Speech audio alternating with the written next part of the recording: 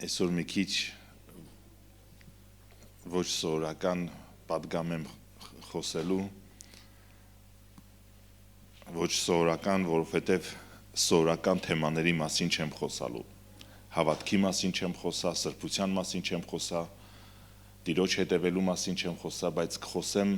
չափազանց կարևոր մի բանի մասին, որը այնքան էական է, որ քրիստոնյաները երբ որ չեն որոշում այս թեման իրանց համար, այս ուղղությամբ չեն կարողանում իմաստություն ձեռք բերել, իրանց կյանքի մեջ թերի է մնում Աստծուն հետևելու հանգամանքը։ Ուզում եմ խոսել ժամանակի գիտակցության ճանապարհի մասին։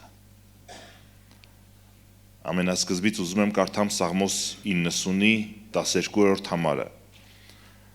Մինչև կկարդամ ուզում եմ հիշեցնեմ, որ այս Սաղմոսը գրել է Մովսեսը։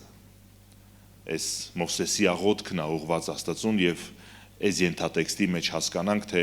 ով էր խոսում եւ ինչի մասին էր խոսում Աստծո հետ։ Սովորեցրում ես այնպես համարենք մեր օրերը, որ իմաստուն սիրտ ընդունենք։ Ինչի մասին էր աղոթում Մովսեսը Աստծուն։ Մինչ այս համարին անդրադառնալ ուզում եմ ասեմ, որ Մովսեսը սրանից առաջ խոսում էր, որ մարդու կյանքը կարճ է, շատ վաղանցիկ է, 70 տարի, եթե զորությունով էլ 80 տարի, հետո սրանից հետո խոսում էր, ասում էր քու մոտ 1000 տարի ներեկվա օրվա պես է, որ սենց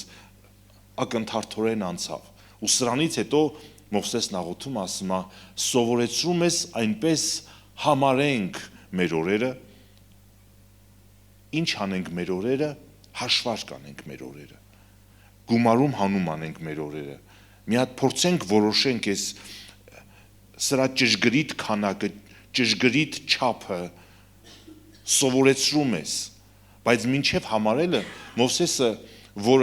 որի մասին Սուրբ Գիրքն ասում է, որ Մովսեսը խոսքով եւ գործով շատ իմաստուն մեկն էր, այս իմաստուն մեկը, որ խոսքով ու գործով իմաստուն էր, Աստծուն աղոթք անում ասում է սովորեցրա ինձ։ Ինչի դու չգիտես գումարում հանումը, դու չգիտես հաշվարկները, որ Եգիպտոսի լավագույն կրթությունով կրթված մեկն ես, դու չգիտես, որ դու Աստծուն խնդրում ես, որ սովորեցնի։ Սրանից հետևություն, որ անգամ աշխարհի կրթությունով կրթված մարդը իմաստության կարիք ունի եւ աստվածային իմաստության կարիք, որովհետեւ իմաստությունը եւ գիտությունը իրարից տարբեր բաներ են, սրա մասին մի քիչ ավելի ուշ կխոսենք, բայց Մովսեսը խնդրում էր Աստծուն եւ ասում էր սովորեցրու ինձ, որ հաշվարկս կարողանամ կատարեմ, որ ճիշտ համարում ունենամ, ճիշտ հաշվարկ կարողանամ ունենամ, սովորեցրում ես այնպես համարենք մեր օրերը, որ իմաստուն սիրտ ընդունենք։ Ժամանակի հետ կապված Մովսեսն աղոթում էր, ասում էր, այն ժամանակը, այն օրերը, որ մենք ունենք, սրա հետ կապված մենք իմաստության կարիք ունենք, որպեսզի կարողանանք ճիշտ վերաբերվենք, այսինքն, երբ որ մենք կարողանանք ճիշտ հաշվենք մեր օրերը, մենք կկարողանանք իմաստություն ձեռք բերենք։ Ժամանակի գիտակցությունը եւ իմաստությունը իրար հետ շատ անմիջական առնչություն ունեն եւ շատ սերտորեն կապված են իրար հետ, երբ որ մարդը կարողանում է հասկանալ իր ժամանակը եւ իմաստություն ունի այս ժամանակը հասկանալու համար։ Այլապես, եթե իմաստություն չունես, չես կարողանա ժամանակը ճիշտ հասկանաս եւ ճիշտ համարում ունենաս։ Որոշ դեպքերում, որպեսզի կարողանանք հասկանանք իմաստության եւ ժամանակի կապը, օրինակ բերեմ, եթե որևէ գործարար իմաստություն ունի, ինքը կարողանում է հասկանալ երբ է ձեռք բերելու ժամանակը, երբ է ձեռք բերածը վաճառելու ժամանակը, երբ է ռիսկի գնալու ժամանակ, երբ է ունեցածը պահպանելու ժամանակ։ Եթե մարդը իմաստուն է, գործարարն իմաստուն է, նա կարողանում է հասկանալ երբ ինչպես վարվի։ Հետևաբար, երբ որ քրիստոնյան իմաստուն է, կարողանում է հասկանալ իր ճիշտ ժամանակը եւ ինչպես իր ժամանակի մեջ ինչ վարքագիծ դրսևորի եւ ինչ գործողությունների գնա։ Գիտես արդյոք թե ինչի ժամանակ է քեզ համար։ Իմաստուն մարդու սիրտը գիտի իր ժամանակը, ասում է Աստծո խոսքը։ Իմաստուն մարդը հասկանում է ինչ ժամանակ է իր համար։ Ղուկաս ավետարանի մեջ 12-րդ գլուխ 54-ից 56 համարների մեջ կարդում ենք. Տեր Հիսուսը սովորացնում էր եւ ժողովրդին էլ ասեց. երբ որ տեսնում եք արևմուտքում ամպ դուրս գալիս, շուտով ասում եք, թե անձրև կգա։ Ճիշտ այնպես, ինչպես մեր քաղաքում, երբ որ մենք տեսնում ենք, որ հարավային կողմում, հարավ-արևմուտքում ամպեր են կուտակված, մենք գիտենք, որ դա մեր բաժին անձրևն է։ Երբ որ տեսնում ենք, որ հյուսիսում են ամպերը, դա մեր բաժինը չի, բայց մեր բաժինը Մայմեխի կողմում այդ սարի հատվածում եղող ամպերն են։ Եվ հարավային քամին փչելիս ասում եք, թե շոկ կլինի, եւ այնպես էլ լինում է։ Կեղծավորներ, երկրի եւ երկնքի երեսը գիտեք փորձել կամ քննել, բայց ինչպես չեք այս ժամանակը փորձում կամ հասկանում։ Տեր Հիսուսն ասում էր, բնական իմաստությունը բավարարում է բնական բաները հասկանալու համար, բայց մեղադրանք կար այս խոսքերի մեջ։ Դուք ոնց չեք կարում հասկանաք, թե այս ինչ ժամանակ է, որի մեջ դուք կաք։ Տեր Հիսուսն ասում էր, ինչի չեք կարում հասկանաք։ Որն է պատճառը, որ չեք կարում դուք ձեր համար որոշեք, թե այս ինչ օրերի մեջ եք բնակվում, ինչ ժամանակի մեջ եք բնակվում եւ որն է ձեր ժամանակի մեջ ձեր անելիքը։ Եվ ուզում եմ Սաղմոս 90:12 համարը կարդամ։ Սովորեցրում ես, որ այնպես համարենք մեր օրերը, որ իմաստուն սիրտ ընդունենք։ Եվ երբ որ քրիստոնյան տեսնում է, որ երկրավոր բաների ժամանակը գիտի, օրինակ հասկանում է, որ երբ որ երեխեն ասենք 5 տարի է մեծացել, բայց 5 տարեկանին համապատասխան վարքագիծ չունի, հասկանում է, որ ինչ որ բան շեղված է։ Հասկանում է, երբ որ օրինակի համար քաղաքական ընտրությունների ժամանակ են, ինչ որ առումով նորմալ է, որ թոհուբոհ լինի, բայց երբ որ քաղաքական գործընթացներից հետո ընտրությունները կատարվեց ու նորից թոհուբոհ շարունակվում է, մի քիչ արդեն վտանգավոր է, արդեն նորմալ չի։ Բաներ կա, որ մենք հասկանում ենք, բայց ասում էր, սովորեցրում ես մեր օրերն այնպես համարենք, որ իմաստուն սիրտ ընդունենք։ Եվ հաջորդ համարը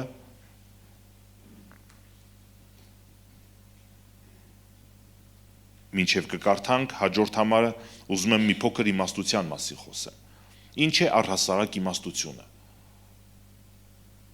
Այս հարցը գուցե հազարամյակներ, շատ փիլիսոփաներ խորհել են այս հարցի վերաբերյալ, փորձել են հասկանան ինչ է առհասարակ իմաստությունը, իրենց ձևակերպումներն են տվել կամ փորձել են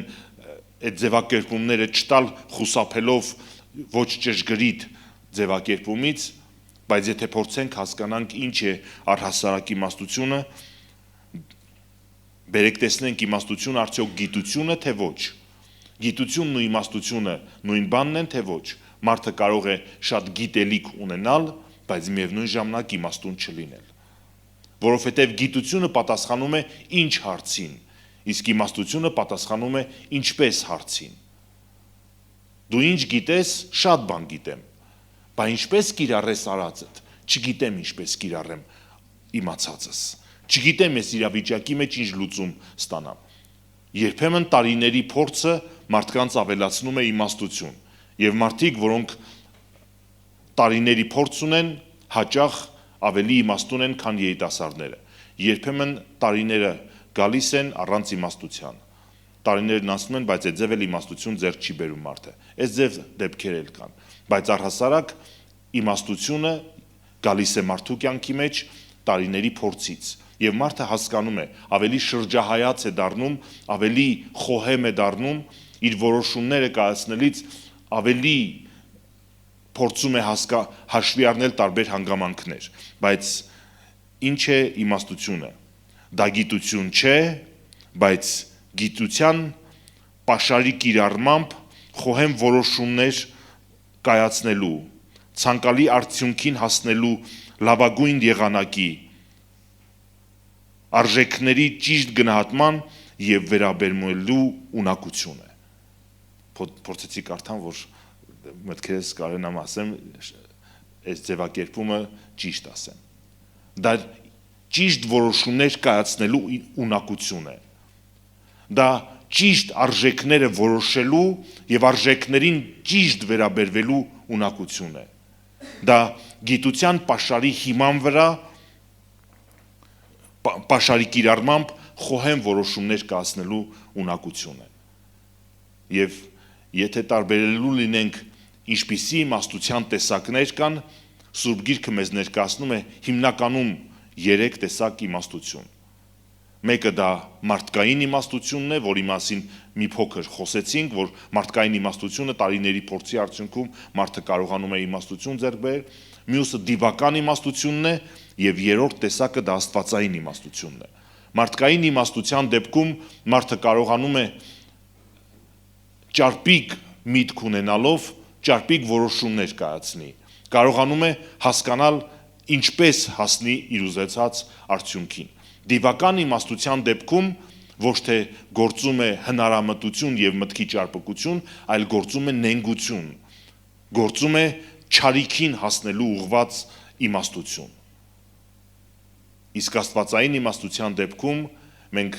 ինչ գիտենք Աստծո մասին, Հռոմեացիս 16-րդ գլուխ 27-րդ համարը Աստծուն նկարագրում է, որ միմիայն նա է իմաստուն։ Բացարձակ իմաստությունը Աստծո մեջ է։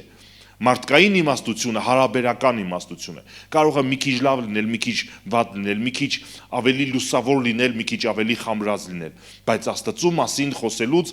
մենք տեսնում ենք, որ Աստված միմիայն իմաստունը նա է, եւ նա է իր իմաստությունով իմաստուններին տգետ հանում,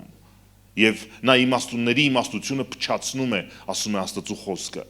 եւ երբ որ ուզում ենք հասկանանք աստվածային իմաստությունը, Աստված ամեն ինչին յուրովի է վերաբերվում եւ իր խոհեմությունով է վերաբերվում եւ երբ որ որևէ մեկը իմաստության պակաս ունի, Սուրբ Գիրքը խրախուսում է, ասում է, եթե միտքդ մի քիչ տկար է,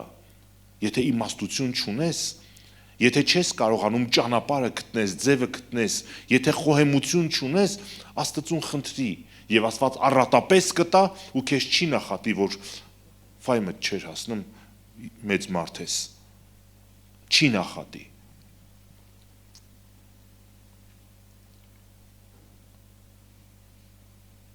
Եթե աստվածային իմաստություն, եթե ուզում ենք աստվածային իմաստություն ունենք, սրա հիմքում ընկած է Աստծո երկյուղը, ասում է Աստծո խոսքը։ Բազմաթիվ համարներ կան առակած գրքից, Սաղմոսներից, որոնք վկայում են, որ իմաստության հիմքում ընկած է Աստծո երկյուղը։ Ինչ է նշանակում սա։ Երբ որ մարդը Աստծո վախը ունի, կարողանում է ճիշտ որոշումներ կայացնել,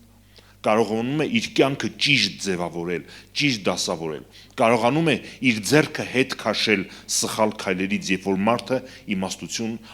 ունենալով Աստծո երկյուղն ունի, բայց երբ որ մարդը Աստծո երկյուղը չունի, նրա որոշումներում հիմնականում ընկած է հիմարությունը, նրա որոշումներում հիմնականում ընկած է ժամանակավոր ֆակտորը եւ գործոնը իր որոշումներ կայացնելիս եւ պարզապես պահի ազդեցության տակ, պարզապես այդ պահի հաճույք ստանալու համար եւ ոչ թե ամբողջական իմաստությունից է գալիս նրա որոշումները եւ նրա վերաբերմունքը կյանքի նկատմամբ։ Եվ ուզում եմ կարդամ Ժողովող 8-րդ գլուխ 5-րդ համարը։ Պատվիրանքը պահողը չարիք չի ճանաչում, այլ ժամանակը ու իրավունքը ճանաչում է իմաստունի սիրտը։ Պատվիրանքը պահողը չարիքի չի հանդիպի։ Արևմտային թարգմանությունն է ձև ասում։ Ճանաչել բառը մի քիչ դժվար ենք հասկանում ինչ է նշանակում պատվիրանքը պահողը չարիք չի ճանաչում, բայց արևմտային թարգմանությունն ասում է պատվիրանքը պահողը չարիքի չի հանդիպի։ Ինչ է նշանակում սա։ Սա նշանակում է Աստծո պատվիրանը պահելու համար հարմար ու անհարմար ժամանակ չկա։ Երբ որ դու Աստծո պատվիրանը ունես քո կյանքի մեջ, դու պետք է միշտ Աստծո պատվիրանին հետևես։ Եվ սրա համար հարմար ու անհարմար ժամանակ չկա, որովհետև հաջորդ արտահայտությունն ասում է, այլ ժամանակը եւ իրավունքը ճանաչում է իմաստունի սիրտը։ Արևմտահայերեն թարգմանությունն ասում է ժամանակը եւ ճանապարհը գիտի իմաստունի սիրտը։ Իմաստունի սիրտը թե ժամանակն է հասկանում ինչի ճիշտ ժամանակն է, եւ թե հասկանում է թե ինչպես հասնել ցանկալի արդյունքին։ Երբ որ մարդու սիրտը իմաստուն է, նա կարողանում է հասկանալ ինչի ժամանակ է իր կյանքի մեջ։ Եթե մենք ուշադիր լինենք մեր կյանքին, մենք կնկատենք, որ մեր օրերը, շաբաթները, ամիսները, անգամ տարիները իրար նման նույն ձևով անցնում են ու տենց հատուկ մի բան չի փոխվում մեր ժամանակի մեջ։ Մենք չունենք ճշգրիտ որոշած ժամանակներ, որ հիմա օրինակի համար իմ գիտությունը ավելացնելու ժամանակ է։ Հետո հասնում ես միտեղ, տեսնում ես, որ հիմա Աստծո երեսը փնտրելու ժամանակ է քո կյանքի մեջ։ Հետո հասնում ես միտեղ, տեսնում ես, որ երեխեքի կյանքի մեջ հատուկ կրթություն ապահովելու ժամանակ է։ Հետո տեսնում ես, որ աշխատանքի միջավայրում աշխատողների հետ հատուկ աշխատանք տանելու, Տիրոջ սերմը ցանելու ժամանակ է։ Այսինքն մենք կարծես թե մեր կյանքը նման է մի հատ ինքնաթիռի, որ օդաչուն ղեկի առաջից դուրս է եկել, գնացել է իր համար բազմել է բազմոցին եւ միացրել է մի հատ կոճակ, հայերը դրան ավտոպիլոտ են ասում, չգիտեմ ռուսներն ինչ են ասում, ավտոպիլոտը միացրել է ու գնացել է, իր հունով գնում է, իր ճանապարհով գնում է, իր ծրագրով գնում է։ Մեր կյանքը հաճախ նման է այդ ծրագրին, որ ծրագիրը միացրած է, դե կյանքը անցնում է, օրերը ձախորդ փանոսի նման, որ գետերը պետք է ունենան աճ ու ձախ ապարևը առավոտը դուրս գա արևելքից, իրիկունը մտնի արևմուտքում սարերի հետևը։ Ու մեր կյանքը այդ ձևը առավոտը լուսանում է, իրիկունը մտնում է, դե կյանքը ապրում ենք ու որոշում կա ժամանակի գիտակցություն կա թե ոչ, ժամանակի գիտակցություն չկա, բայց ասում է իմաստունի սիրտը հասկանում է իր ճիշտ ժամանակը եւ հասկանալով իր ճիշտ ժամանակը նաեւ ճանապարհը գիտի թե ինչպես կիրառի այս իմաստությունը, ինչպես իր ժամանակի մեջ լավագույն արդյունքի հասնի։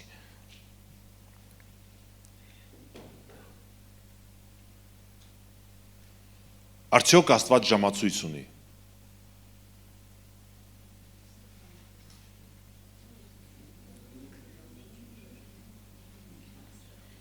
Արդյոք Աստված ժամացույց ունի։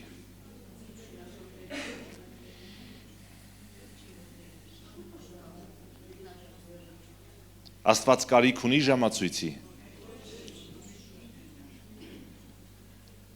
Իսկ եթե Աստված կարիք չունի ժամացույցի, արդյոք Աստված ժամացույց ունի։ Սուրբ Գիրքը Աստծո մասին խոսում է, որ երբ որ կարդում ենք Տեր Հիսուսի մասին եղած մարգարեությունը, Տեր Հիսուսի մասին եղած մարգարեության մեջ կարդում ենք, որ ահա մեզ մի որդի կտրվի, մեզ մի մանուկ կծնվի եւ նրա անունը կկոչեն Հզոր Աստված, հաջորդ հատկությունը հավիտենության հայր։ Սա նշանակում է ինքն է ծնել ժամանակը եւ ինքը ժամանակից դուրս է։ Բայց ուզում եմ եւս մեկ անգամ հարցնել. արդյոք Աստված ժամացույց ունի։ Աստված ժամացույց ունի։ Ի տարբերություն մեր ժամացույցների, Աստծո ժամացույցի վրա թվեր չկան։ Աստծո ժամացույցը թևի ժամացույց չի, որովհետև իր համար չի այդ ժամացույցը։ Աստծո ժամացույցը պատի ժամացույց է եւ դա մեզ համար է այդ ժամացույցը։ Բայց եթե Աստծո ժամացույցի վրա թվեր չկան, ինչ կա Աստծո ժամացույցի վրա։ Աստծո ժամացույցի վրա կան իրադարձություններ։ Երբ որ հանկարծ որևէ մեկը հասկանում է իր կյանքի համար ինչ ժամանակ է։ Եվ Աստծո ժամացույցը ընդհանրական ժամացույց չի, որ բոլորը նայեն։ Աստված ունի տարբեր ժամացույցներ։ Երկիր մոլորակի համար իր ժամացույցը կա, որ գրված են իրադարձություններ, որ պիտի կատարվեն։ Ամեն երկրի համար իր ժամացույցը կա։ Ամեն եկեղեցու համար իր ժամացույցը կա, եւ ամեն անհատի համար իր ժամացույցը կա, որովհետեւ ամեն ժամացույցի վրա ինչ որ իրադարձություններ կան նկարագրված։ Եթե ուզում ես քո կյանքի համար հասկանաս ինչ ժամացույց կա, Տեր Հիսուսը մի անգամ մի առակ պատմեց, երբ որ ինքը խոսում էր հարուստի մասին, եւ այդ հարուստի մասին, որ ասում էր արտերը առատ բերք տվեցին, եւ ինքը մտածեց, ասեց, այս արտերը առատ բերք են տվել, ինչ անեմ, իմ ամբարները բավարար չի, որպեսզի ես կարողանամ կուտակեմ, ամբարներս քանդեմ, ավելի մեծ ամբարներ սարքեմ, հետո բերքս հավաքեմ, լցնեմ ամբարների մեջ եւ իմ անձին ասեմ, կեր խմի քեֆ արանա Զարչյան, լատես ինչքան տարիների բերք ունես։ Բայց ինչ էր Աստծո վերաբերմունքը իրան, ասավ, «Այս գիշեր հոգիդ քեզանից պիտի վերցրվի»։ Այս մարդու ժամացույցի վրա վերջի օրն էր, սա իր անհատական ժամացույցն էր, եւ իր ժամացույցի վրա վերջի օրն էր։ Եվ ինչպես պիտի վարվեր այս մարդը, իմաստություն չուներ, որովհետև Տեր Հիսուսը խրատ էր տալիս, ասում էր, դրա համար Աստծով հարստացեք, երկնքի թագավորության մեջ գանձեր դիզեք։ Ինչ պիտի աներ, իմաստություն պիտի ունենար երկնքի թագավորության համար գանձեր դիզելու։ Բայց այս մարդը բավարար իմաստություն չուներ եւ իր ժամանակի չգիտակցելը իր համար ճակատագրական եղավ։ Ամեն մարդ իր կյանքի համար ժամացույց ունի եւ այս ժամացույցի վրա գրված են իրադարձություններ։ Եվ ինչ իրադարձություններ են գրված քո ժամացույցի վրա։ Գուցե քո ժամացույցի վրա գրված է սրբացման ժամանակ։ Գուցե քո ժամացույցի վրա գրված է ընծայման ժամանակ։ Գուցե Աստված ճանաչողության ժամանակ։ Իսկ գուցե ցանելու ժամանակ։ Գուցե խոնարհվելու ժամանակ։ Գուցե աղոթքի մեջ խորը գնալու ժամանակ։ Գուցե Աստծո երեսը փնտրելու ժամանակ։ Գուցե Սուրբ Հոգով լցվելու ժամանակ։ Ինչ ժամանակ է քեզ համար Աստծո կողմից նկարագրված քո ժամացույցի վրա։ Եկեղեցին իր ժամացույցն ունի, մենք այդ մասին պատգամից հետո կխոսենք։ Բայց անձամբ քեզ համար ինչ իրադարձություն է նկարագրված քո ժամացույցի վրա։ Եփեսացիս 5-րդ գլուխ 16-17 համարներն եմ ուզում կարդամ։ Նրա համար մի լինեք անմիտ, այլ իմացեք, թե ինչ է Տիրոջ կամքը։ Բա այս 17 համարներ, բա 16 համարն ինչ է ասում։ Այլ ինչպես իմաստուններ գնեցեք ժամանակը, որ օրերը չարեն, նրա համար մի լինեք անմիտ, այլ իմացեք, թե ինչ է Տիրոջ կամքը։ Նա խոսում է ժողովրդի հետ, Պողոս առաքյալը Եփեսոսի ժողովրդի հետ խոսում է եւ ասում է, ինչպես իմաստուններ, իմաստությամբ վարվեք եւ ինչ արեք, գնեք ժամանակը։ Ինչ է նշանակում գնել ժամանակը։ Ով կարա ինձ համար միամիտ ժամանակ գնի ու ինձ նվիրի, ոչ մեկը չի կարա։ Ինչ է նշանակում ես կարամ ինձ համար ժամանակ գնեմ, ես էլ չեմ կարա։ Բա ինչի մասին է խոսում Պողոս առաքյալը։ Պողոս առաքյալն ասում է, որպեսզի դու ձեռք բերես ինչ-որ բան, դու պետքա ինչ-որ բան վճարես։ Մենք միշտ այս ձև է, որպեսզի ձեռք բերենք, երբ որ դու գնում ես օրինակի համար շուկա, դու տեսնում ես մի ապրանք, որը այսքան արժե։ Եվ դու քո մեջ որոշում ես, երբ որ այս գինը գրված է, արդարացված է այս գինը, թե ոչ։ Եվ դու պատրաստ ես արդյոք այդքան գումար վճարես այդ ապրանքը ունենալու համար։ Եվ դու ինքդ քեզ համար որոշում ես, այս ապրանքին արժե այսքան գումար տված, իմ գումարից այսքան տված, թե ոչ։ Երբ որ Պողոս առաքյալը խոսում է ժողովրդի հետ, Աստծո ժողովրդի հետ եւ ասում է ժամանակը գնեք, Պողոս առաքյալը խրախուսում ասում է, որպեսի ձեռք բերեք ժամանակ, դուք պետքա ինչ-որ բան վճարեք դրա փոխարեն։ Դուք պետքա դրա համար ինչ-որ բան դնեք զոհասեղանի վրա, ինչ-որ բան վճարեք դրա համար։ Ինչ ես պատրաստ վճարելու ժամանակ ունենալու համար։ Ժամանակ ինչի համար։ Ինչի համար ժամանակ ունենամ։ Պողոս առաքյալն ասում է, այլ ինչպես իմաստուններ գնեցեք ժամանակը, որ օրերը չար են։ Գիտակցությունը, որ չար օրերի մեջ ենք ապրում, մեզ մղում է, որպեսզի մենք կարողանանք գնահատենք մեր ժամանակը։ Նա ով չի գնահատում իր ժամանակը, չի գիտակցում իր ժամանակի վտանգավոր կամ օգտակար լինելը եւ դրա համար չի վճարում իր ժամանակի համար ինչ-որ բան գնելու այդ ժամանակը։ Եվ Պողոս առաքյալը շարունակության մեջ շատ ավելի լույս է սփռում այս իրավիճակի համար։ Նրա համար մի լինեք անմիտ, այլ իմացեք, թե ինչ է Տիրոջ կամքը։ Այսինքն Պողոս առաքյալը խրախուսում ասում է, որպեսզի դու իմաստուն լինես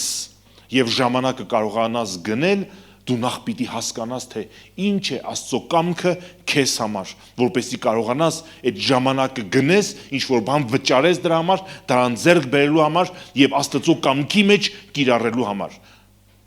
Այլ բառերով ասած, երբ որ դու հասկանում ես, որ քո համար ընծայվելու ժամանակ է եւ Աստծուն ընծայումդ խորացնելու ժամանակ է, դու ինչ պիտի անես, դու պիտի կտրես ուրիշ բաներից ժամանակդ, վճարես ինչ որ բան, զոհողությունների գնաս, ժամանակդ կտրես այս բաներից, որպեսզի կարողանաս այն կիրառես Աստծո կամքը գործադրելու համար։ Որն է Աստծո կամքը քեզ համար, Աստծո կամքը քեզ համար նախ պիտի բացահայտես ինչի ժամանակ է քեզ համար։ Դու պիտի իմաստություն ունենաս Աստծուց հասկանալու ինչ ժամանակ է քեզ համար։ Պիտի փնտրես Աստծո երեսը, պիտի փնտրես Աստծո ժամացույցը, հասկանաս ես, Տեր ջան, ժամացույցդ մի հատ ցույց տուր, տեսնեմ իմ կյանքի համար ինչ իրադարձության ժամանակ է, եւ երբ որ հասկանաս ինչ իրադարձության ժամանակ է, ինչ անես, կտրես ուրիշ բաներից ժամանակդ, դնես դրա մեջ եւ ջանքդ ավելացնես Աստծո կամքը կիրառելու համար։ Եվ սա է Աստծո կամքը մեզանից ամեն մեկի համար, որ որպես իմաստուններ կարողանանք հասկանանք ինչ է ակնկալում Աստված մեզանից։ Մեծ հաշվով պատգամս այսքանն էր, բայց պակաս կարևոր չի այն ժամանակը, որ հիմա պիտի աղոթենք, որպեսզի փորձենք